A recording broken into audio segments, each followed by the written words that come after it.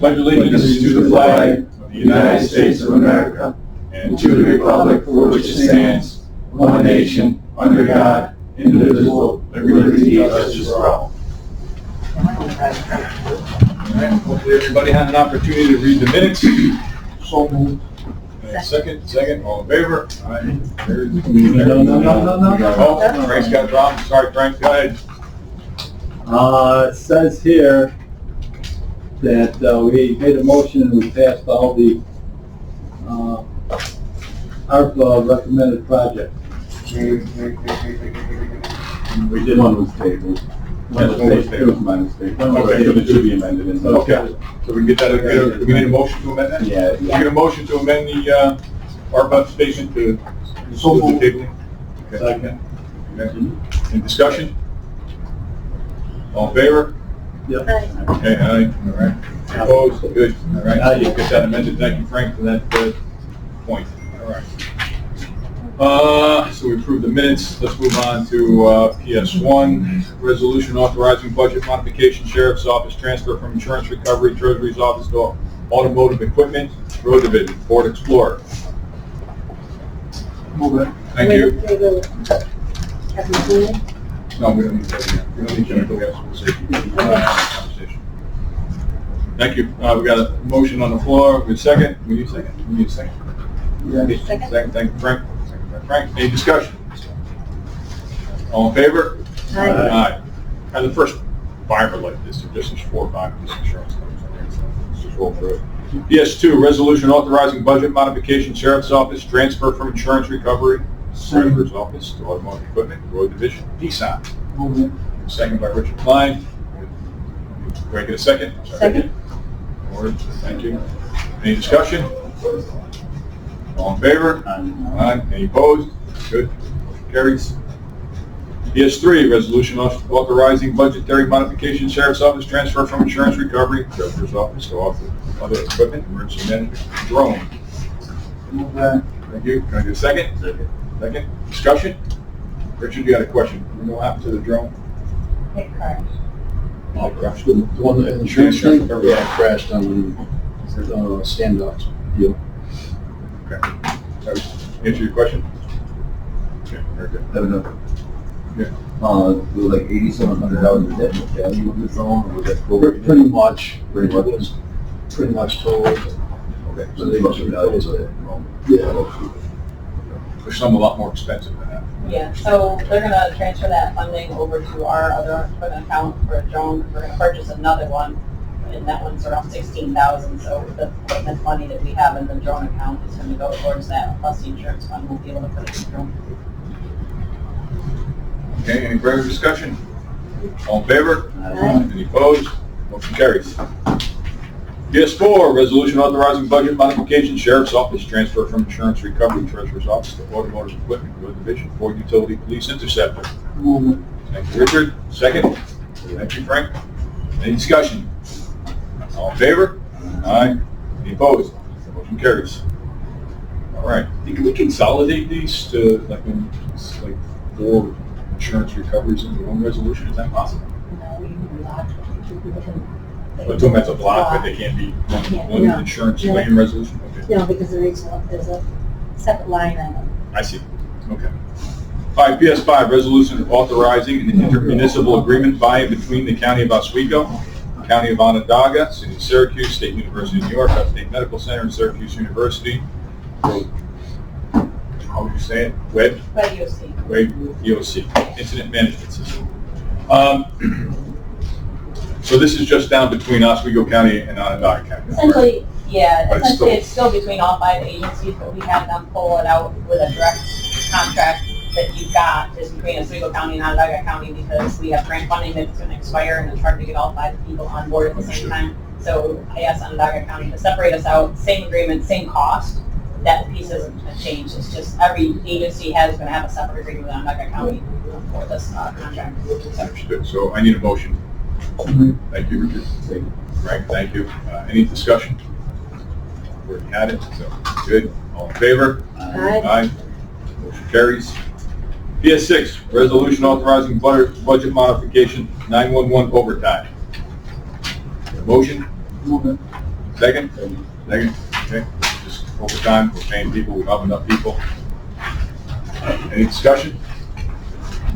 All in favor? Motion carries. All right, PS7. Resolution authorizing the amendment of the management compensation plan to provide stipend for additional duties performed by members of the district attorney's office. Make a motion. Move it. Thank you, Lori. Can I get a second? Second. Frank, thank you. Any discussion? Yes, Richard. You know, this whole, Greg's not here. Mark, I hate putting you in this position because, to be honest with you, you're not the elected official. It's nothing personal, and completely it's not. Okay, so don't take it that way. Why didn't this come up at the budget time? I mean, all of a sudden, it seems like it's instantly an issue that we have changes of, let's say, categorically responsibilities. How come now and not then? I think it has more to do with the fact that we're, as a lot of DA's offices are around the state, we're having trouble keeping people. And one of the holdbacks of getting people to come in and be hired is the fact that about once, if not twice a week, depending on how things fall, you're responsible for being available to do cap arrangements between extra hours. And in addition to the night courts and just the general 24/7 nature of the job, that tends to get people a little hanky when they can get a job in a private firm or a public defender's office and not have to get that. And when the defense attorneys who are there, they're already getting paid additionally for that. So when we had someone who didn't return from maternity leave, and it looked like at one point we may lose one, if not two other people to other jobs, we started to figure out a way to compensate the people for the extra time they're putting in. And the decision was made to use the money from the salary from the person who's not returning to fund this in order to keep the people that we have currently here happy, I guess would be the best term, and staying here and keeping them on the job. Now, this is for the ending in 306, that assistant district attorney? I'm not sure the line number, but yes, 306, yes. All right, now, how many, I know there's you, Mark, I know who you are, the rest of these guys, I don't need to know who the heck they are. How many of these people don't we have right now? I'm sorry, I don't understand your question. How many people do you have working in that office? That cover this, or that in total? Do the prosecutions like that? Well, we have 3 part-timers, and then I believe we have 10 full-time spots, and then the DA. Spots? Yeah. How many people am I paying right now off the payroll? There are, if the budget modification goes through, you'll be paying 9.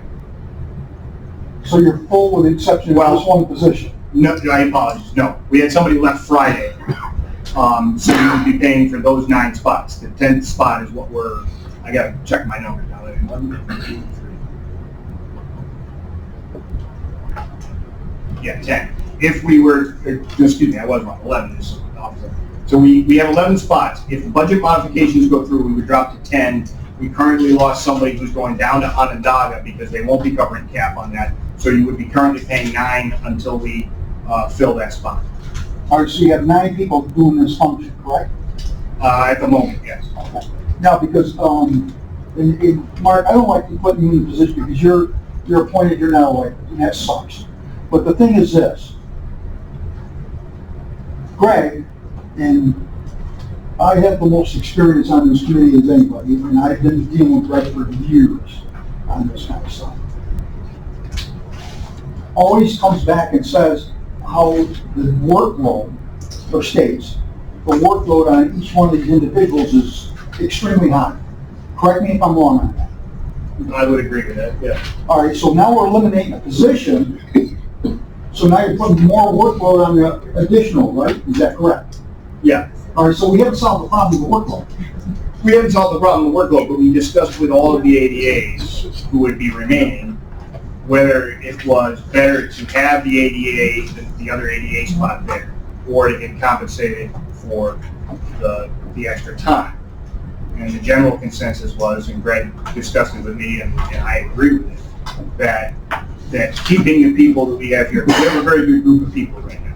And the young people we have that are new, they're going to be very good once they get the experience and the training they need. And the older people like myself, we've got who've been around for years. I think we're going to be able to absorb it, and I don't think you'll see any loss of function. And we won't lose, like I said, we had, in addition to the person we just lost on Friday, and left, their last day was on Friday, we had 2 other people talking about leaving who basically, one is definitely staying if the stipend goes through, and the other has indicated they will stay. I don't have a definite promise from that person, but they've said they will. All right, because we still haven't, my concern is the fact that he came back here to the committee at least 2 or 3 times in my 10 years here. And he's talked about workload. And now we're talking wages, eliminating an individual and dispersing that workload beyond. And I don't think I'm not going to ask the sheriff to put him in that position, but I'm sure our county hasn't gotten a lot safer. I'm sure we're having the same problems everybody else around us. Well, I can tell you that the crime numbers over, and I haven't seen them for the last year, but from between 2012 and 2020, were down considerably. Really? Yeah. I think almost 25 to 30% in that 8 to 10 year period. But there's been an increase in workload though, because Right, of the because- reform law and Yeah. evidence collection portion. The workload, you have to remember that the reason we came he came here was because back when he got elected, we were way understaffed. If you remember, the study said we should get 4 people prior to the new discovery laws and all of the new requirements that the state put on us 3 years ago. And we were 4 people short then, and then we needed more people to handle the discovery laws. It'll be a challenge, but I think we're in a situation we can handle it, and we're aware of the situation. Yeah. And you feel, Mark, you've got a lot of time there. You feel very confident that this is going to solve the problem. I feel confident it is one in a very good step. Can I guarantee it's going to solve the problem? No, because I can't foretell the future. But I think frankly it is a very good step. There's been a lot of discussion among people about, because one of the other things, this is a statewide problem. DA's offices, if you talk to any of the DA's offices around the state, they're all having trouble filling spots. Part of it is just the compensation versus what you can make in private practice and the work requirements. Because it's not a job that the satisfaction from the job doesn't come from the money. I learned a long time ago that I could make way more money if I went to private practice, but I love what I do. So, but it's a first step. I mean, I can't guarantee you that it's going to solve the problem, but I think it will. It is a very good step at this point to keep the situation stable and solve the problem, the immediate problem. The longer term problem is something that will have to be handled in a longer term fashion. You know, I don't know, because I know most, when I talk to the people down in Onondaga and Jefferson and other counties, they all say the same thing. That they're all hurting to hire people, they're all hurting to keep people. Excuse me. Onondaga just gave all their ADAs an 8% raise across the board. So I think what he's saying, Rich, is we're really putting a Band-Aid on a systemic problem Well, that you are well aware of. We've got a hemorrhaging problem. Yes. And we're putting a Band-Aid on it. It needs to be stitched and, person hospitalized. Needs surgery, yeah. But for now, this is a good solution. It doesn't cost us anything. Help improve morale overall. Mr. Castillo. That's what, Richard, you got that budget info. What is the lowest ADA make now? You're asking me, Richard's The got it. system one is 68,839. that's about the starting salary for. Yeah. Yeah. At least So that's what's- what everybody. And what's the top one? Oh, with the exception of Mark and the senior assistant DA, is 96,907. I thought the senior made 96. I could be wrong. Yeah, no, you're correct. I'm sorry, 96,907. The next one down is the assistant DA, 88,666. But let me just, for the reason I'm asking that, one, my wife doesn't think you guys get paid enough anyways. That's my wife speaking, and I got no problem with that. But would we be better off, you said Onondaga County's giving their people an 8% raise. Would we be better off doing that versus a stipend and then coming back next budget saying, we've got to, increase it again, and we've already got the stipend in there? That's what I'm looking to get them paid more, I agree, okay? But I don't want to, I don't want to throw away everything. I think the idea of the stipend and the Band-Aid analogy is good. I think the idea of the stipend is that we're going to keep the situation, as solve the immediate problem with regard to long-term compensation. Because I think we could always, if you give the ADAs more compensation, the stipend may become irrelevant. In other words, they're already that we might be able to trade that. I'm not saying it'll happen. I don't know. That's kind of a discussion for you guys. Well, that's what I'm saying. If we come up, and say, hey, look, we're going to give you a certain percentage raise, but you can lose your stipend, because they're going to say, well, then I'm not going to stay. Obviously, would have to compensate for the loss of the stipend, but I don't think it would be. I don't think it would be a problem. But I can't. That discussion hasn't been. I haven't discussed that with any of the ADAs, but I can't see where that would. If they were getting more money because of the raise and the stipend went down, I don't think that would be a problem. And this stipend is going to be distributed equitably amongst everyone, right? Yeah, exactly, and it's based on actual days you do the calculation, Right. and that's set up on a rotation, and with the exception if somebody has something they need to change, it's almost literally like a circle, wheel rotation. Any other questions? Any further discussion? Oh, one question, if you're saying that it's evenly distributed, everybody's doing it, what happens if, I can't do it, he can't do it, so this one has to do it more, do they get more? Yeah, they would. Yeah, that's So why I they say get it it's according to them. Like I have a trial next week. Okay. So me being available at 5 o'clock, between 4 and 5 o'clock to get ready for cap court isn't going to be able. So I but I moved all those around and it essentially changed.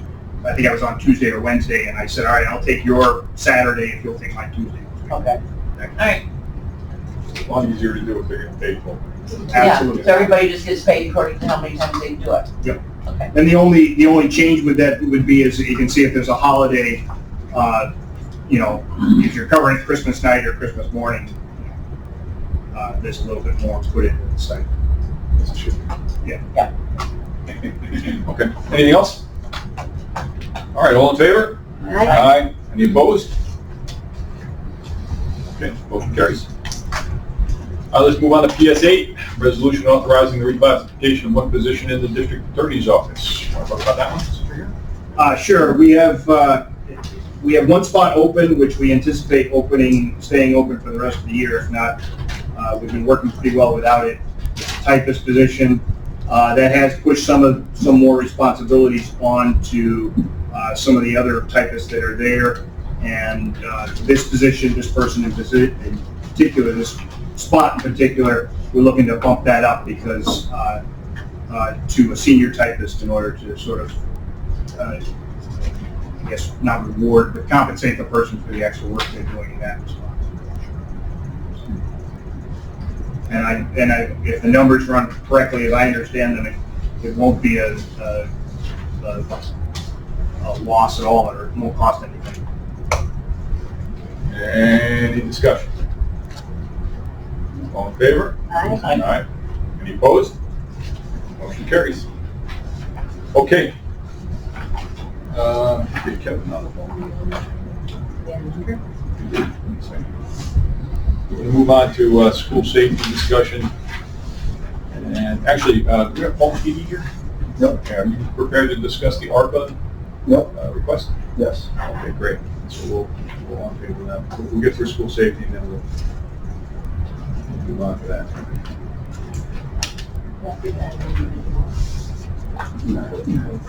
Oh, you don't want me to call him. Okay, so the bottom one's his cell phone.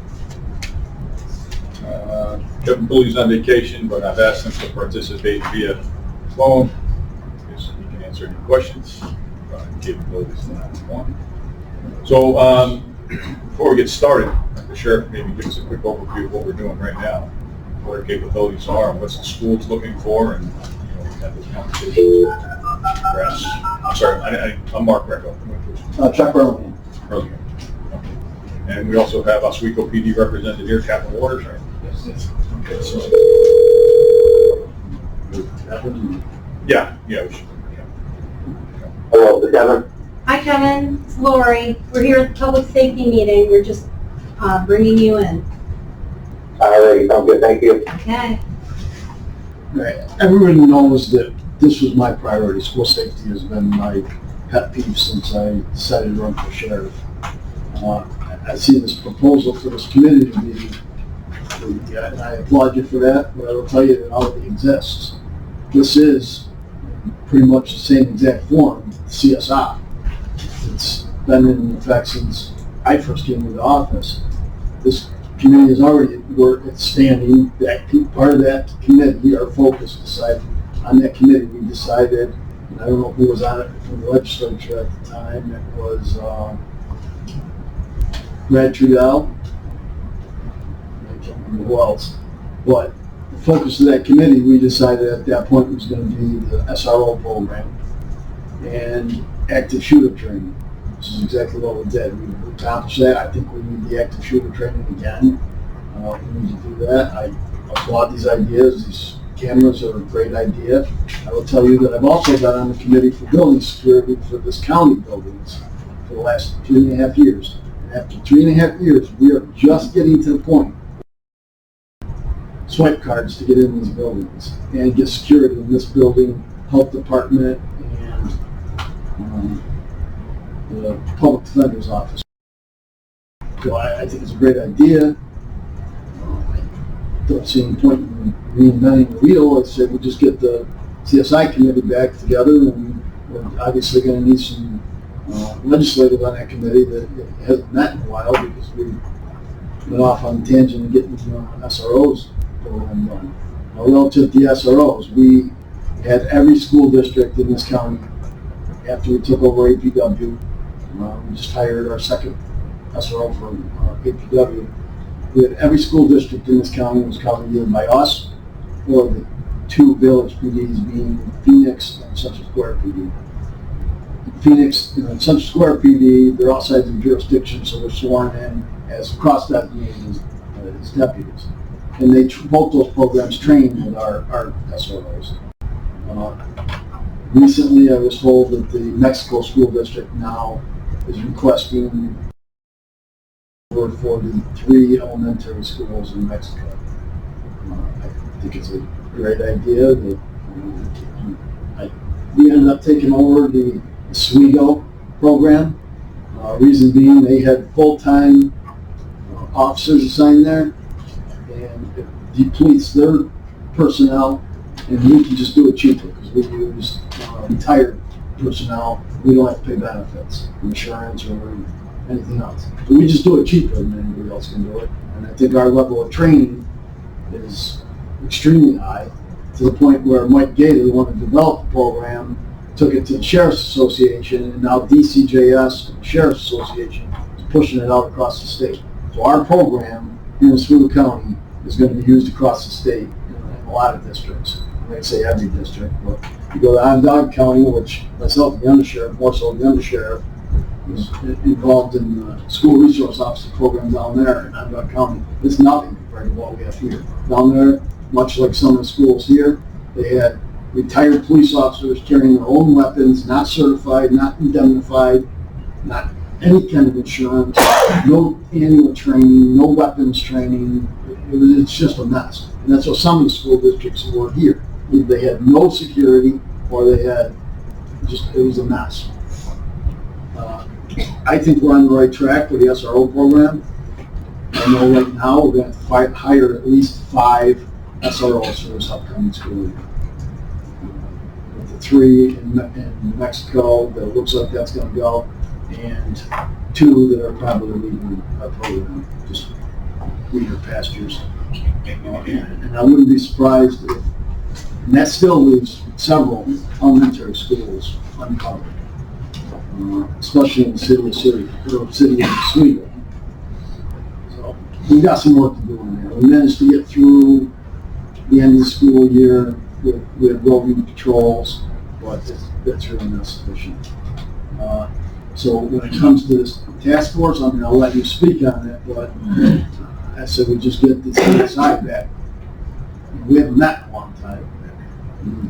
Just get some, I think the only thing, we had legislators on it, there was 911, I believe there were EMO people. We had 3 or 4 superintendents. We had, I think, 3 building and grounds people from different school districts relative to building security. We had other people on there that I just can't think of right now, but we just haven't met in a while. But I'd say it's time to get that committee back together, and rather than reinventing it, just use that committee. It's just exactly the same thing as us. You have anything you want to add? Oswego's? I mean, from Fulton's? We're not exactly part of it, right? We say Fulton has hired their own. He was in high school. He covers all the schools as needed, but yeah, we're high schools without. Yeah, and I can tell you, and again, I'm not casting stones here, but when the mayor of Oswego and the chief came to me and asked us to take over the program because we could do it cheaper. Our program consists of each officer is trained on a rifle, trained with a handgun, obviously, and they have tasers and OC spray, and they're in schools. They're dressed similar to the way I am. Nobody on the staff knows these guns. These rifles are in there. The lockers are taken in and out at night. There's no students there. No students should be aware of it. If there's anybody from the press here, please keep it that way. At one point, I was asked to meet with Fulton School District personnel, and we came to the conclusion that they didn't want us involved in given the restraints they were putting on us. They don't want weapons. They want unarmed people. Right. So I mean, it's their call. Right. But they pulled, the chief pulled the SROs out of the school, right. The chief and the mayor. We were asked to meet with them to go in. It wasn't handled probably as well as it was in Oswego. We were asked to meet with the school district, and they told us their restraints that they didn't want our people on it. And I just wasn't willing to be involved. Because if somebody comes into a school, a bad actor, and you have security there that's unarmed, well, what's the point? School districts kind of been that way all along. Right. So, and after a while, they realized there was this whole defund the police thing. Well, they realized that it wasn't working not having somebody there, so they went back to the chief, and the chief put one person in. He's similar. He's retired. Hired back on. Yeah. Just for that role. It's insufficient. I think as law enforcement, you know that. It's one guy covering Right. the entire district. So he gets a phone call. He leaves out there to go to whatever building or whatever situation. Is he sworn in under the city PD? Yeah. Well, at least he's indemnified through the city. That's important. Okay. Absolutely. How about Oswego, obviously, is in the schools now, so how are we doing with that? Yeah, this has really been the first full year after the COVID that we've been up and running, and the sheriff said it exactly right. They can do it cheaply, or cheaper, I should say, cheaply. Do it cheaper than what we can. It allows us to retain our personnel within our department, which is a huge factor. And we have a great working relationship with the SROs, with you mentioned like Gata. So far, it's been no issues from our end. Good. All right, how about the active shooting training? Have we done joint operations in that, Yeah, the local? Were you around when we did it was countywide, when we did the active shoot, then we brought EMS, all law enforcement, paid and volunteer fire departments, EMS, the 911 center. When these things happen, the communications is the issue. So what we managed to do is we played it like a scenario, and we brought 911 right there to set up a command post. We looked at several school shootings, and we realized what goes wrong here is law enforcement is there to stop the action, and then they're tasked with setting up a command post. Now, it just doesn't work. That's where it falls apart every time. So what we decided in this county with fire control was that we're going to push that off to fire control. It's going to take care of the command post. So law enforcement can go in there and do what law enforcement and the threat, and then immediately get the rescue task force, EMS people. And that's what happens. There's a shooting, kids die, kids bleed out. Not because law enforcement is in there, but because we don't get EMS in there fast enough. So that's where the focus of our training is. We get rescue task force people into the injured as fast as possible. And if we don't have to do communications and task force or command post stuff and deal with the press and put that out for fire control, they can take care of that. It lets us focus on the threat. We need to do that training again. There was an immense amount of overtime, I have to tell you. It was a huge expense. That's probably worth it. But we have all new officers, troopers, and deputies, and border patrol people. We have all kinds of new EMS people. We're, 2 years out now, John? 3 years out since the last time we did this training. School teachers. I mean, it was, we had actors come in and play the part of the injured people. We literally had firefighters, volunteer firefighters leave and say, I can't do this. It was the most realistic training that we've ever seen. And we need to do it again. Just, if it shows anything, it shows when this happens, it's chaos. It's controlled chaos. It's all it's going to be. But without that training, it will be a mess if it ever happens. I know when I worked at the fair, we had a law enforcement come in and give a presentation to the employees as to what to do in, the stay. And if somebody's wounded, don't expect the police to stop and help the wounded. You're going to go get the guy that is the perpetrator. And I remember thinking it was very real, the presentation, but it was a small group. Do we do any of that with the teachers in each school to have them understand what your job is and what they can do? That was brought up, that issue was brought up at the CSI, and we need to do that. Just a question of resources and personnel to go on and train people. We haven't even, the health department has been after me since I've been in office to go to the health department, train their people. DSS, we just don't have the personnel to get out there and do that. Well, what if you had just a regular, the thing that we saw was almost like a PowerPoint presentation with the law enforcement explaining it. You know what I mean? So we didn't have to have that many personnel there, but it gave us a little bit more of, and they had like a film of things going on. And it did give us a whole new perspective. I'm just wondering if minimal personnel on your part, but something to bring to the schools and to the employees. Yeah, we could probably put something together like that. That seemed to be very helpful to us, that's all I'm saying. That's explaining to the public what's going to happen when one of these goes down. Our focus was training the police. Oh, yes, your thing there, but You once you have have to that. push past wounded people. That's counter to every law enforcement and fire training, EMS training you've ever went through, is that you stop and provide life-saving. But when we do that in these situations, it leads to more death because you're not eliminating the threat. So what we have to do is train our own people, police, fire, and EMS, that you don't stop to help people. It's hard. It's the hardest thing as a law enforcement officer ever to run past a wounded child. But there's going to be more wounded children and dead children if you don't eliminate that threat. It has to be the focus. That was one of the biggest things that I learned, is that that's what has to happen with this shot. But I understand it. All I was gonna add is, I think that was all stuff that was talked about in the meetings, and when we first had the training, and we did some of the after actions, we talked about when we were trained, now what do we need to do?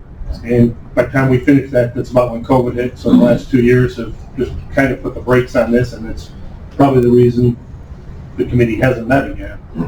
Because now that COVID's out, like the sheriff said, I think we just need to get that committee.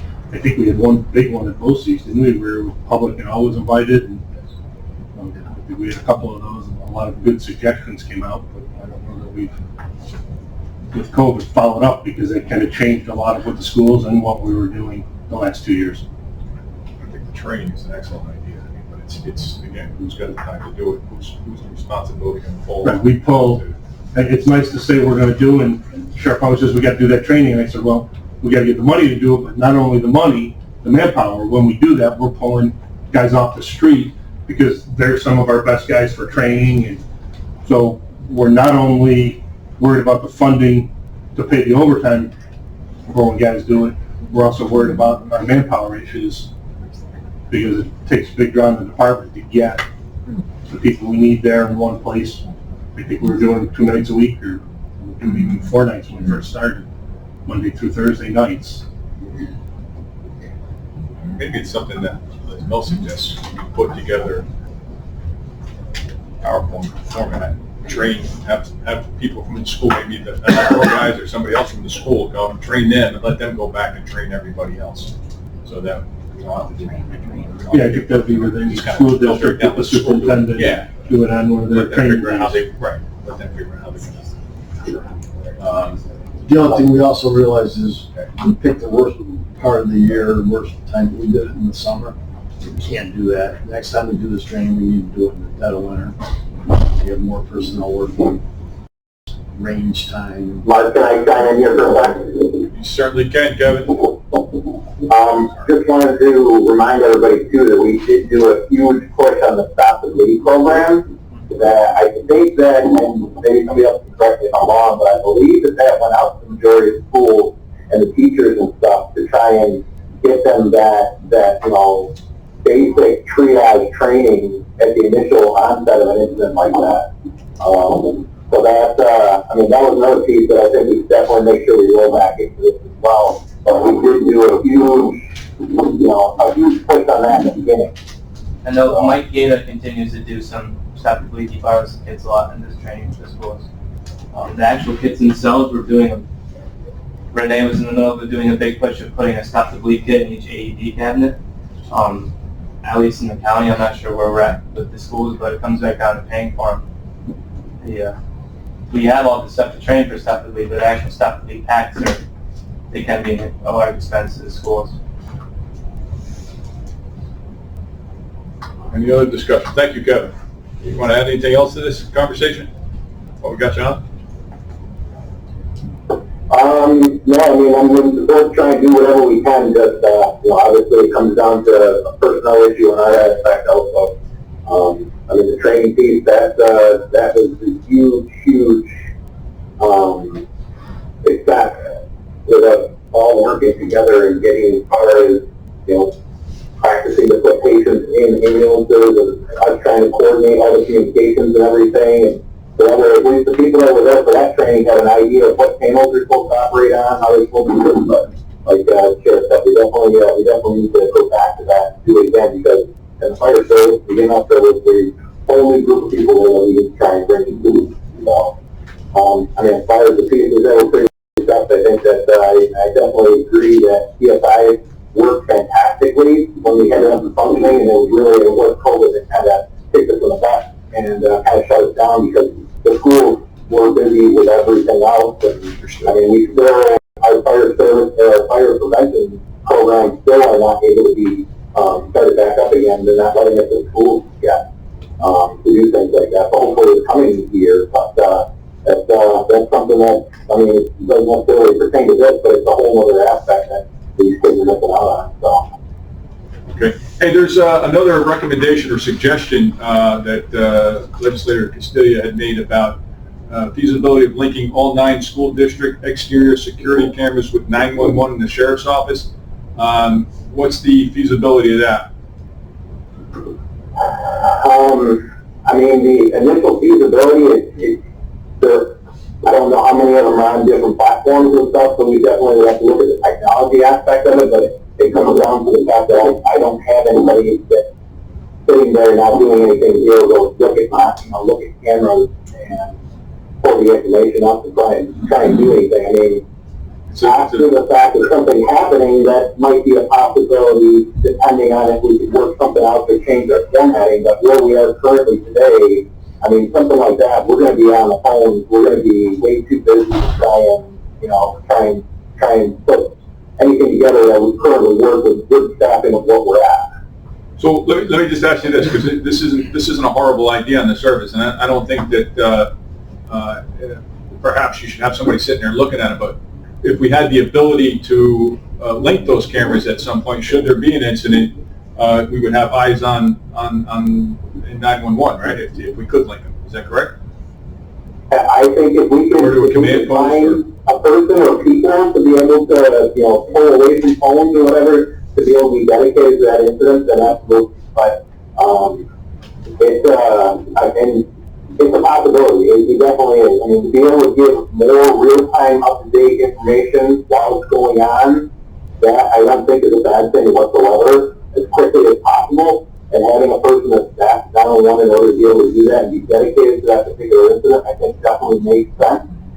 It's something that I think I definitely like to try and look into before we, Understood. We think we create it in the next budget cycle. But where we are currently, I can't right now, so.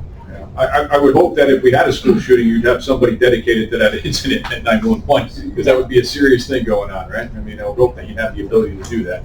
If not, we really got to take a good look at this. All right, thanks, Kevin. If it's during the day, absolutely, we'll dump the office onto the floor with all staff that we can, and, but if it's on a evening or something like that, if something horrible would have happened, then, during a musical or right, sporting event, that could be a different situation. Sure. All right, thanks, Kev. Mr. Castillo, question?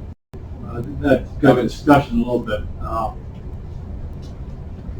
The purpose of the task force, okay, I got it down there.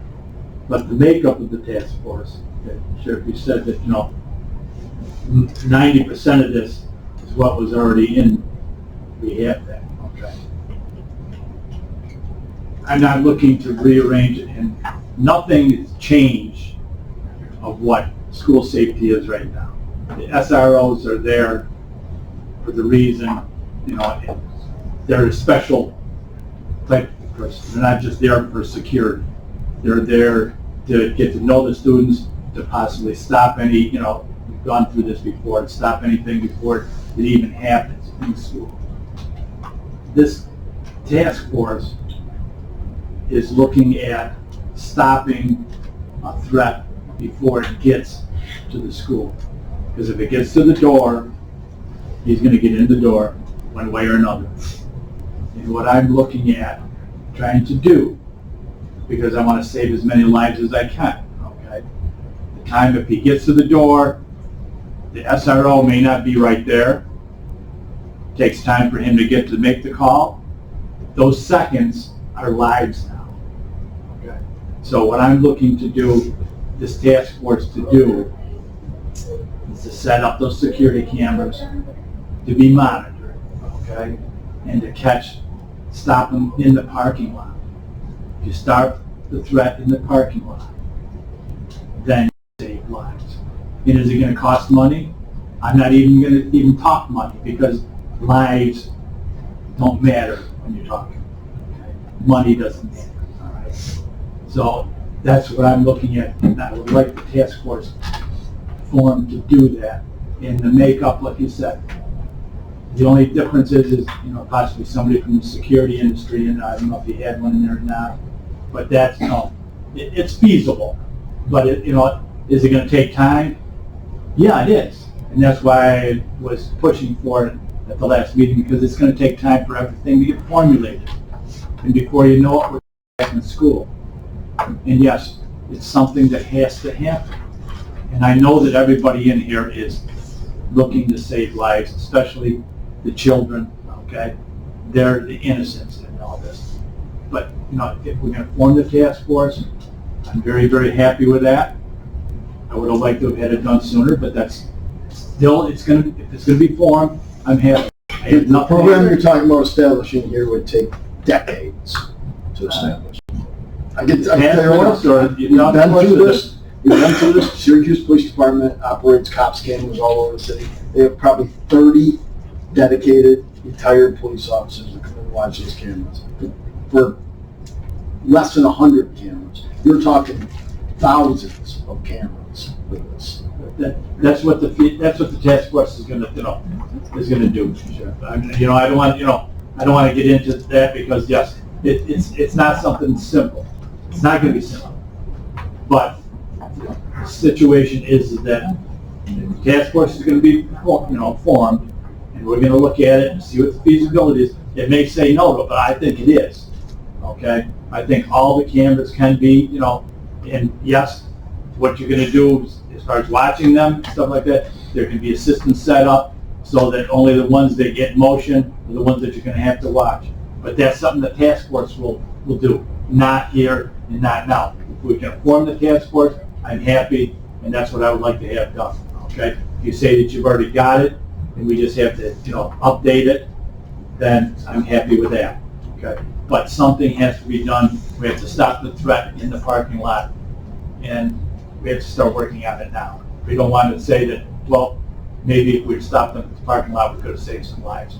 That's all I'm saying. I don't mean to be a naysayer, but I'm telling you, I've been on this other committee for building security in county buildings for 3.5 years, and we're just now getting around to going around and figure out where cameras are going to go, and new swipe cards, and security for the county buildings. And there's times, Sheriff, when there's things that you can take your time doing things, and then there's times when you say, well, you know what, this is top priority, and I'm sorry. And I'm not saying anything negative about what's happened there or anything like that, but I'm just saying that right now, school security and saving lives and stopping them in the parking lots is the most up thing that we have to do, and we have to move on it quickly.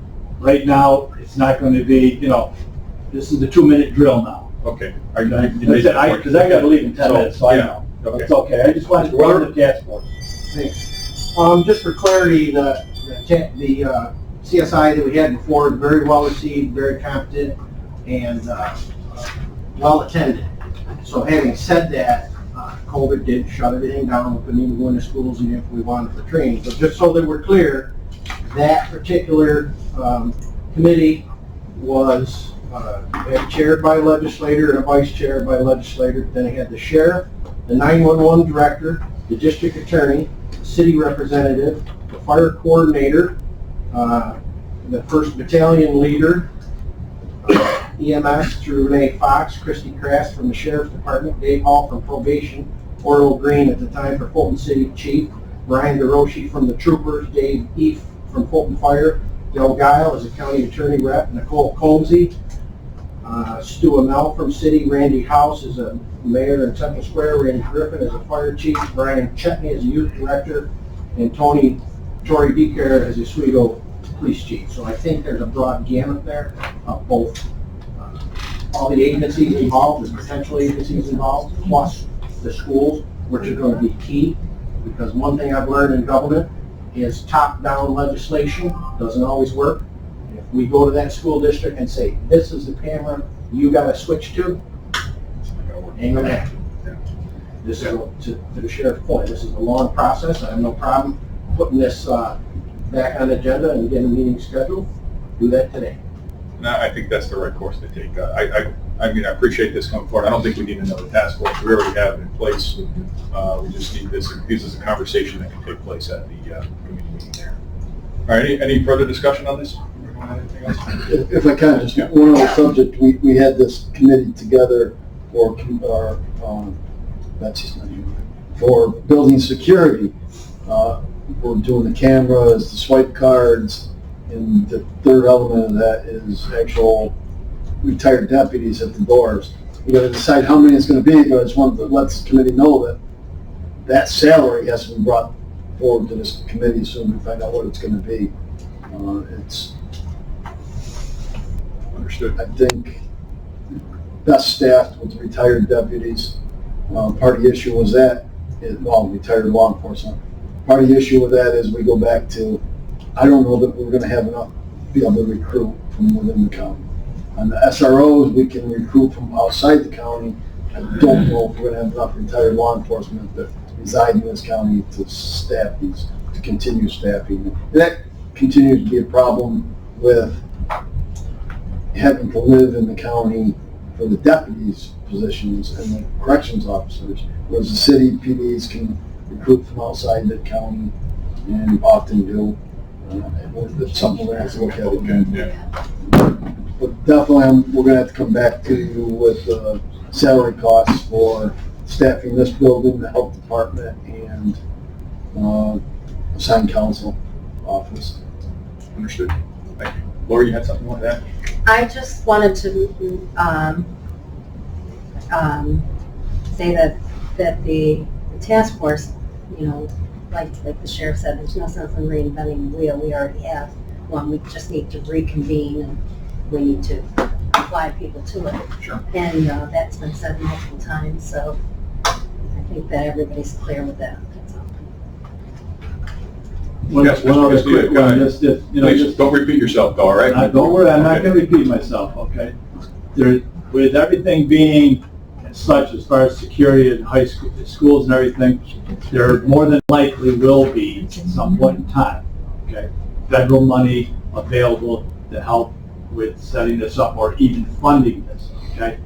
And as far as the size of the, task force, I think it's a little bit large in that if we're just talking about setting up cameras on the outside and being able to monitor them, that's different than what you guys have got set up. But that's, as long as there's gonna be a task force set up to look into this, to see the feasibility of it, I'm happy. And as long as it's gonna be, two opposite sides as far as the legislators are overall side. Thank you very much. Not opposite sides. Well, you sit on one side of it, when we sit on the other side of it. That's not. You always sit next to me, though. Well, you're there is watching my back. That's all you're there for. You can sit next to me, Frank. You can sit next to me. What? You can come over on the other side. I'm always on the other side. You guys just don't think that.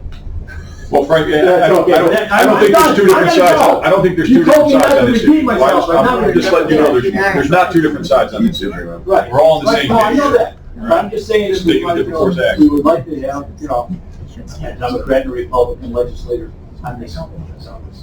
Very good. Thank you, sir. Thank you. That's it. I'm done. I know. You have a nice day. All right, let's move on. Any other conversation related to school safety? Okay.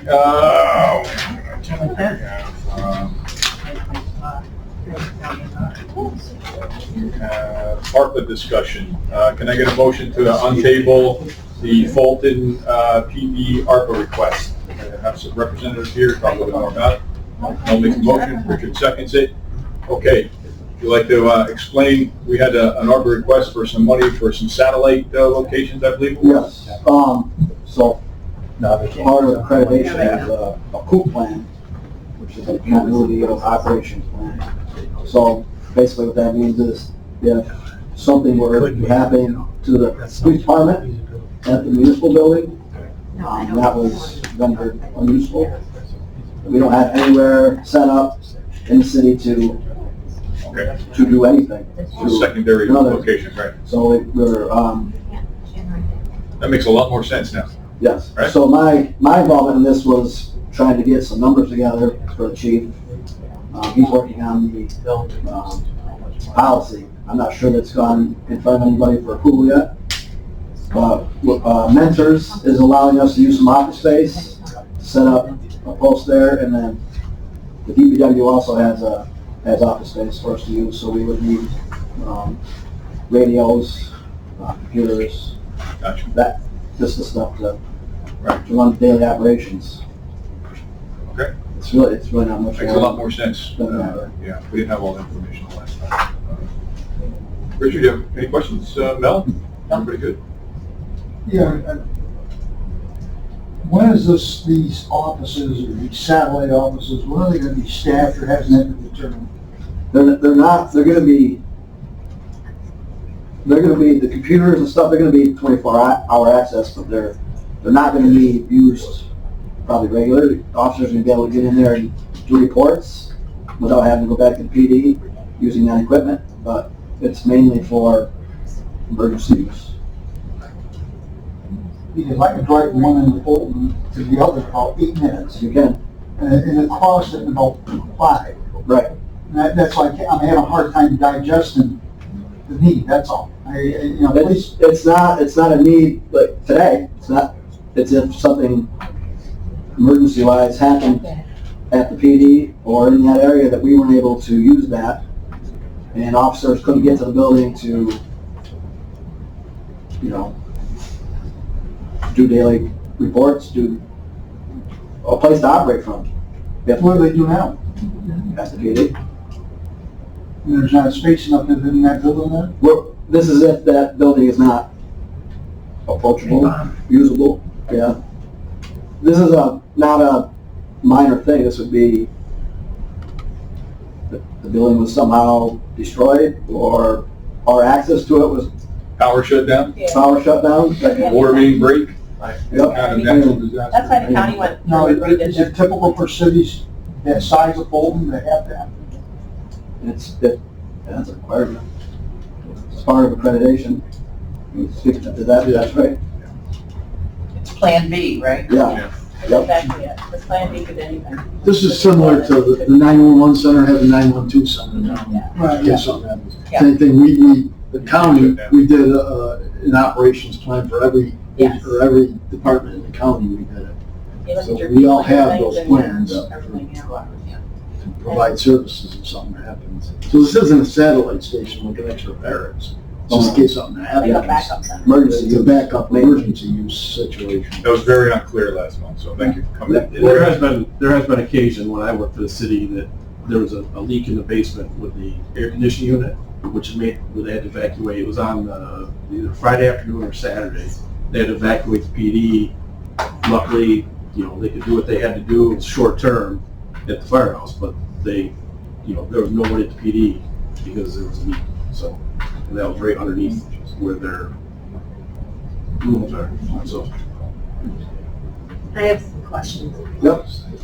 So in your ARPA request, you're asking for an east side and a west side satellite? Yes. Is it really necessary to have two? When there's situations where, well, it's like when the bridges were repaired, it's very difficult to get one side or the other. But you have only one now, Right. and you're working fine. There's been times where it's been very difficult, but yes. Two, longevity. Where's the money gonna come from for the longevity of this satellite? It's just equipment, basically. There's not, But you're just looking for the equipment, that's what this is. I believe that's what Chief Westbrook put in. Okay. We needed radios, we needed some computers, needed internet access, that kind of stuff. So the buildings themselves are, Yes, DBW has an office space and, okay, so and city-owned buildings, and we're just gonna supply. Okay, has offered us. okay, that makes perfect sense. Yeah. So now it's city-owned buildings. So we're just looking to be able to equip it with internet and radios, Yeah. in case they have some backup system. I think it's a great idea. That makes more sense. Any other discussion? So all in favor of moving it forward? Aye. Aye. Any opposed? Motion carries. All right, you got your ARPA money. Well, for this committee. Now that goes. Yeah. One step forward, right? Chief, let me please. Thank you. Okay, now we have update on state legislation impacting counties from the county administrator. Is that on the agenda still? Yeah, just in your packets is a list of actions that the New York State Assembly and Senate took during their session that relate to this committee. I just wanted to list those out for you so you can review them and see if there's anything you want to do in terms of a resolution in support of the governor signing these or vetoing them. These are all things that have passed, as I said, both houses, but are awaiting the governor's signature. And she has till the end of the year to sign them. And there's a different schedule as to how they move forward to her office. But Some of them are, I included all the gun legislation that was passed. It does not include, I guess, what was passed on Friday. Simply for your knowledge. There's a couple of these that are such as allowing green lights on snow plows and things, just general public safety stuff. But volunteer firefighter ambulance property tax exemption, giving the municipalities the option to do that. Disability retirement for deputy sheriffs, things that the counties can opt into. So things for this committee to discuss in the future and see if you want to support them. So we may get contacted, very often we get contacted by the governor's office, does your county support this legislation or not? I'd like to be able to give them an answer. Please take at your leisure, review them. If anything jumps out at you, please give me a call. Well, I think the EMS and volunteer fire department tax break thing is something we should have a conversation about. We're having trouble getting volunteer firemen to come in. I don't know if that's going to help get guys to show up or not, but it's something. It has been raised in the recruiter retention that it was one of the points that they thought, that committee thought that it might enhance more membership or more to maintain more Recently come in, right? Yeah. Obviously, they'd have to have a certain amount of hours in every year, right, to maintain that. Typically, what I've found is that anybody that has like a LoSAP program, they follow that guidance. So if the person earns 50 points a year, they earn their credit. And it's easy to get 50 points. Conversation we should have. Of course, we need to know the impact of that, Phil, on budget and stuff. Yeah. Sure. EMS, would that be something that would, Like Shane said, anything is better than nothing. I agree, yeah. That'd be something. We can't get people to work when we're Any paying them. incentive is something. Can't get people to work when we're paying them. It's hard to get them to come to work when we're not paying them, right? It's even hard. In general, tax exemptions don't affect the budget. What they do is whatever's exempted, certain people, and the rest of the people pick up on tax day. I think that's all. Okay. Richard. Oh, Richard, yes. Thank you. Bill, this will just be on the county level, correct? I think it's for any municipality can do it. Just provides local governments with the option to provide a property tax exemption. So it could be county, city, village, town. All right, so the towns would have to adopt this. If we did adopt this, exactly, along with mine. Usually the way these work is it's up to each municipality to adopt. So if we adopt it, it doesn't mean they get an exemption on town or city. Right, that's on that. It would just be the county portion. Right, correct? just the county. All right, just wanted to announce the chairman just told me we're gonna start the CSI committee back up. It's gonna schedule a date. Get that going again. So obviously, COVID's dying down a little bit, hopefully, and we can get back to normal. Phil, you have anything else? Or okay, any other discussion on that? No? Okay. There was also talk about giving deputies disability pensions in there. I would certainly be interested if I would certainly allow my duty. In my job, we had 3/4. If you got hurt while you were working, you got a 3/4 pension. Being disabled. If you're regularly disabled, then you got 50% of your salary. If you were disabled while you were working, you got 3/4 plus tax-free. Here, tax-free. I don't know how the state does it, but that's certainly we should reward the guys who are risking their lives for us, guys and girls. Okay, any discussion on that? Gotta go. Yeah, just make sure you have the one. Well, I think we're done voting on stuff now. Committee reports, report there. We will vote to adjourn. Oh, Motion adjourned. should we adjourn then before we have committee reports? Well, Jim can come back in, right? We need. Yeah, well, Jim just went there. No, he's going to the same meeting. All right, so then should we adjourn and then do committee reports, or can we do that? I wouldn't adjourn. You can note in the minutes that the quorum is left and no business. Okay. That the remaining is There's- informational only. There's Okay. still a quorum. We have Mel, Richard, No. Oh, you're I'm not not. on, I got Frank. Yeah, it's on 4. That's We got fine. 4. Oh, that's, we only need 5. We only need 5. We don't have 4. 4. You're leaving, so that'll Oh, be yeah. 4. Go ahead, just keep going. No, we I'm gotta good go. till quarter after, I can make it. You're set, right? Okay. Yeah, so we'll do what Phil said. We will just say we lost our quorum, so voting is over, and we're just going to do informational reports. Can we do that, Phil? 1, 2, 3, 4, 6, 7, 8. You have 4.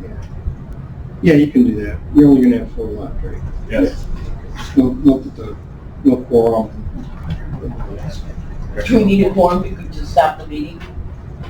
That's what we just discussed. I know, I'm just saying, you know, we're here. You'll have to stay. Is Kevin The rest of the day. Kevin, are you still there? Oh, you must have hung up. I'm still here. Oh, you can go now, buddy. We're good. Go back on vacation. Thank you for, Yes. sorry. Thank you. You Okay. good, we wanna come out of the meeting and then go back in? There we go. You could just go to the reports. And All right, we're gonna- note in the our meeting quorum- that our quorum- enough left, but there's no quorum, that the meeting, or the legislature state to hear reports and no action to take.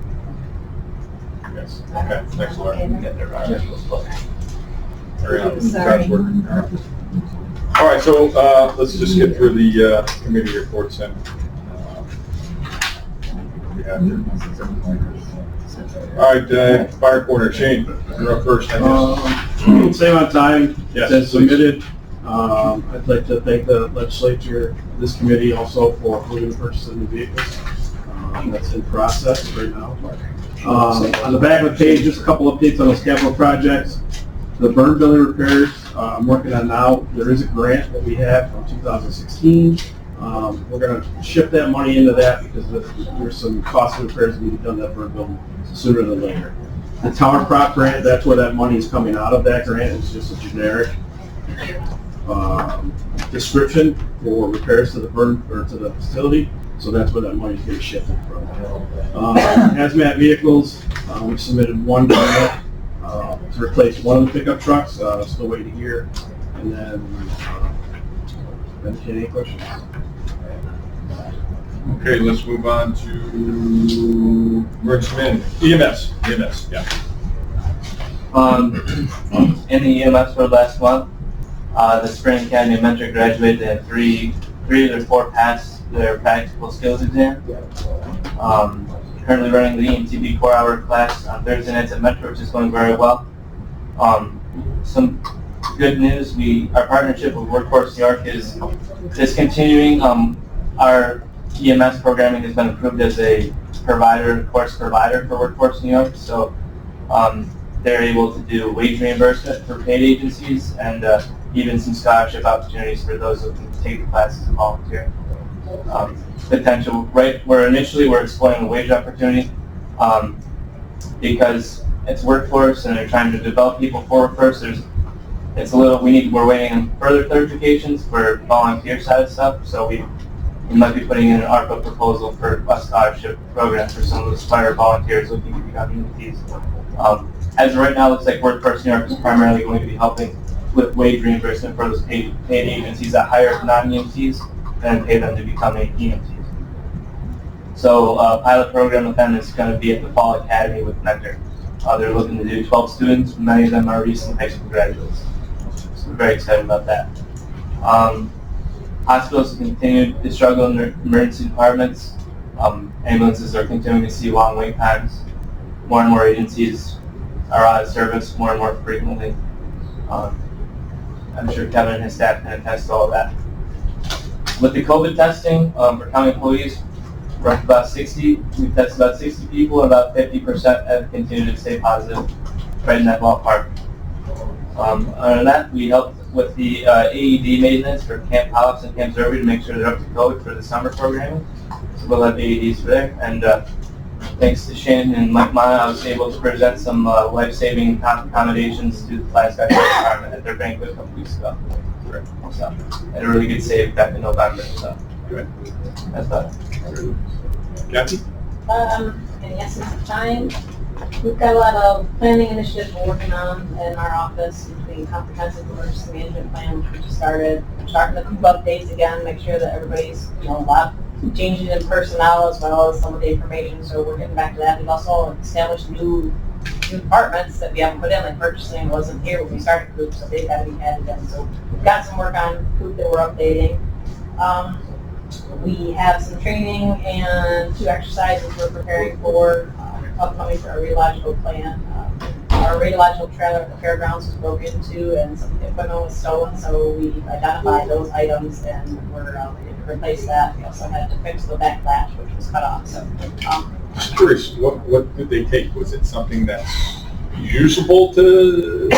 I'm thinking they thought it was a trailer full of equipment when really it was a bunch of signage. They stole 2 Easy Ups, some rain suits, top and bottom rain suits. The nice big trailer hitch, adjustable trailer hitch that we had. Okay. For some reason, wheel chocks and a tool bag. So it didn't amount, I'd say it didn't amount, it's not about $1,500. But right now, B&G has the trailer, they're fixing the back halves, and we're going to resupply it and try to put it back up there. There's no working cameras in the area to where it was put, but it looks like it was some time that had been broken into, plus how we look at it. So other than that, the drone program continues. They're up to 190 flights since from May through June. And we're still working on purchasing another drone as well as the streaming software that we're working with Oswego Police Department and the Fulton Police Department and Fulton Fire are going to come on board too. So it'll be a good usage of a system-wide county system we can all use. So, Yeah, we're working towards having a unified system so that any drones in the counties can be interlinked. yeah, so this live streaming system that we're working with, once your drone is put into the program, you can utilize the software. I think Novelis is looking to come on board as well, be a drone program just for their facility, but could be something that they could use if someone needed an additional drone. Okay. Great, thanks, Dave. Anything else? Just a couple things. I wanted to mention that we're having some major staffing problems with our support staff. Out of 2 typists and 2 senior typists, we've lost 2 of the typists and 1 of the senior typists. So there's no civil service list, so we're basically hiring people that are signed up to take the test in the fall, and we're at the bottom of that. So yeah, I can add that too. We're down to 2 people in our department. So. Phil, if there's a way to eliminate typists from the civil service requirement, because there was a time. Departments. Yeah, there was a time that you had to take a typing class. Now these kids are everybody types today. It's almost different. Yeah, it's a different world we live in. If you talk to Julie Bell at Human Resources, DSS eliminated the typist title by moving them to another grade.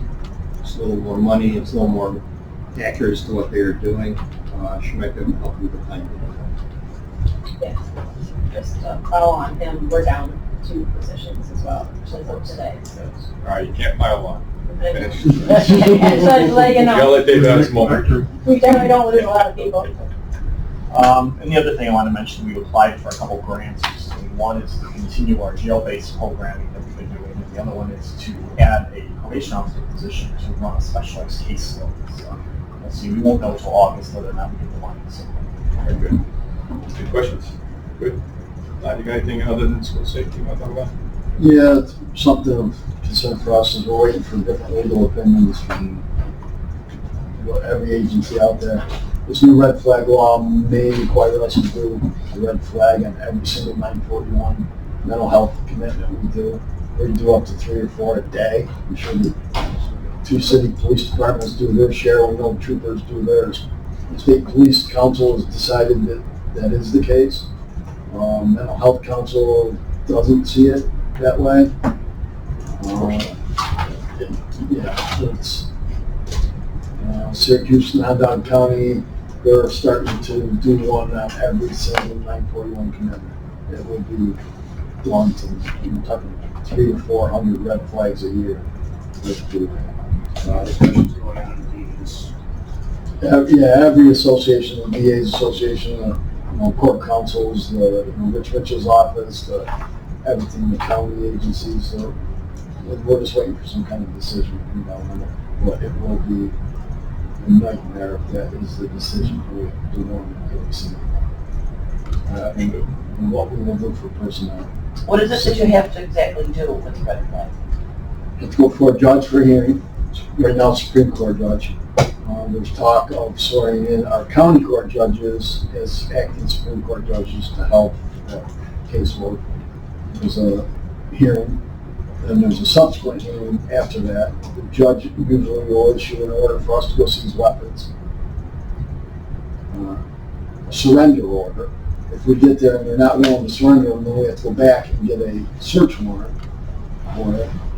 And same with a pistol permit. And it's not only the 941 commitments, but every time part of it is being interpreted as every time there's an order of protection issued, there has to be a weapon surrender.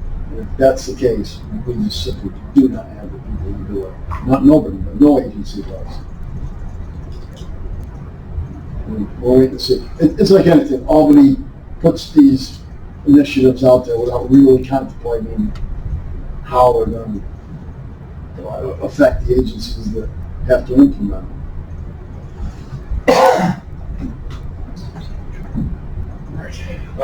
Anything from the DA's office? Anybody else? Any unfinished business? Any new business? Any old business? All right. Get the motion done.